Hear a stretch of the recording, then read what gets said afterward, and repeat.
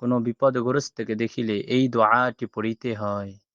হাদিস শরীফে এসেছে, যে ব্যক্তি কোনো বিপদগ্রস্তকে দেখিয়া এই দোয়া পাঠ করিবে, সে যতদিন জীবিত থাকিবে উক্ত বিপদ হইতে যে কোনো প্রকার হোক না কেন সে বাঁচিয়া যাইবে, এবং অন্য হাদিস মতে তাহাকে উক্ত বিপদ স্পর্শ করিতে পারিবে না।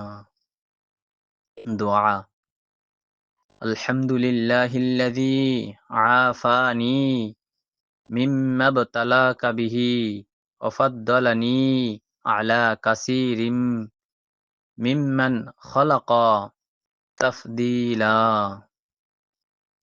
অর্থ: সমস্ত প্রশংসা আল্লাহ তাআলার জন্য, যিনি সুখ শান্তি প্রদান করিয়াছেন এমন বিপদ আপদ হইতে যাহাতে তোমাকে লিপ্ত করিয়া দিয়েছেন, এবং আমাকে বহু বহু সম্মান প্রদান করিয়াছেন এমন অনেক ব্যক্তির উপর, যাহাদিগকে তিনি সৃজন করিয়াছেন।